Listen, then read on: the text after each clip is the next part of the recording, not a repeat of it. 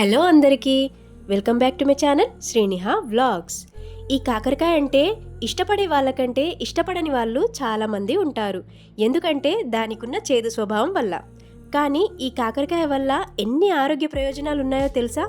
ముఖ్యంగా BP, sugar ఉన్న వాళ్ళకి ఈ కాకరకాయ ఒక వరం అనే చెప్పొచ్చు. ఒక్కసారి నేను చెప్పే విధంగా ఈ కాకరకాయని వండుకొని తిని చూడండి. 100% గ్యారంటీతో చెప్తున్నా, చిన్న పిల్లల నుండి పెద్దవాళ్ళ వరకు ఎవరైనా సరే ముద్ద వదలకుండా తింటారు. ఈ వీడియోని స్కిప్ చేయకుండా లాస్ట్ వరకు చూడండి. అండ్ అలాగే మన ఛానల్ అయితే సబ్స్క్రైబ్ చేసుకోండి. ముందుగా ఒక గిన్నెలో కొన్ని వాటర్ తీసుకొని అందులో 1 టేబుల్ స్పూన్ సాల్ట్ వేసుకోవాలి. ఇప్పుడు నేను కట్ చేసే విధంగా కాకరకాయలని కట్ చేసుకోవాలి. అందులో ఉన్న గింజల్ని తీసేయాలి, ఎందుకంటే అవి ముదిరినాయి కాబట్టి. లేత గింజలు అయితే అవి ఉన్నా ఏం కాదు, టేస్టీగా ఉంటాయి. బట్ ముదిరినాయి కాబట్టి తీసేస్తున్నాను నేనైతే. ఇప్పుడు మనం ఈ కాకరకాయ ముక్కల్ని సన్నగా కట్ చేసుకుందాం.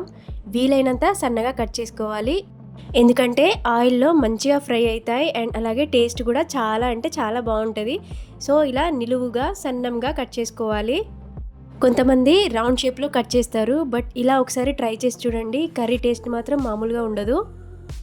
ఇప్పుడు ఈ కట్ చేసి పెట్టుకున్న కాకరకాయ ముక్కలన్నింటినీ కూడా సాల్ట్ వాటర్లో వేసేసుకుందాము. ఇప్పుడు ఈ సాల్ట్ వాటర్లో ఈ కాకరకాయ ముక్కలన్నింటినీ మంచిగా కలుపుకుంటూ కొంచెం గట్టిగా ప్రెస్ చేసుకుంటూ మిక్స్ చేసుకోవాలి, ఎందుకంటే చేదు లేకుండా ఉంటుంది మన కర్రీ అయితే. రెండు మీడియం సైజ్ ఆనియన్స్ని ఇలా సన్నగా కట్ చేసి పక్కకు పెట్టుకున్నాను. అండ్ అలాగే 5-6 పచ్చిమిర్చి కూడా ఇలా సన్నగా కట్ చేసి పెట్టుకొని పక్కకు పెట్టుకున్నాను. 4 మీడియం సైజ్ టమాటాలని మంచిగా వాష్ చేసుకొని చిన్న ముక్కలుగా కట్ చేసుకొని పక్కకు పెట్టుకున్నాను. అండ్ అలాగే కొద్దిగా కొత్తిమీరని కూడా చిన్నగా కట్ చేసి పక్కకు పెట్టుకున్నాను.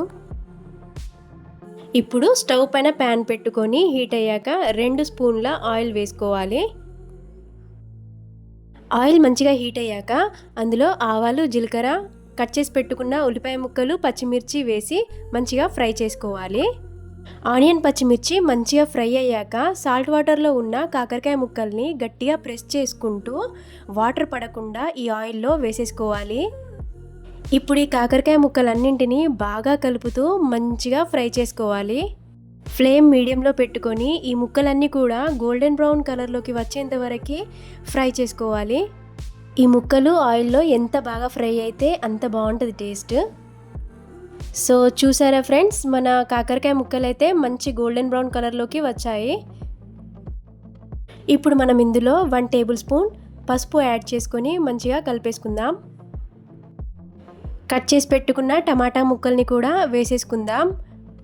ఇప్పుడు ఈ టమాటా ముక్కల పైన తగినంత సాల్ట్ అండ్ కారం వేసుకొని డిస్టర్బ్ చేయకుండా మూత పెట్టేసుకోవాలి. అంతే, వాటిని కలపకూడదు. ఒక 15 నిమిషాల తర్వాత మూత తీసి మొత్తం కలిపేసుకోవాలి. మన టమాటా ముక్కలు అయితే చాలా బాగా ఉడికినాయి. అంతే అండి, మన కర్రీ అయితే రెడీ అయిపోయింది. కొత్తిమీరతో గార్నిష్ అయితే చేసేసుకుందాం. ఇప్పుడు ఏ మసాలా కూడా వాడకుండా నేను ఈ కాకరకాయ కర్రీని చాలా ఈజీగా, సింపుల్గా అయితే ప్రిపేర్ చేశానండి. సో మీరు కూడా ఒకసారి ఖచ్చితంగా ఈ విధంగా ట్రై చేసి చూడండి. టేస్ట్ మాత్రం అందరికీ నచ్చుతుంది ఖచ్చితంగా.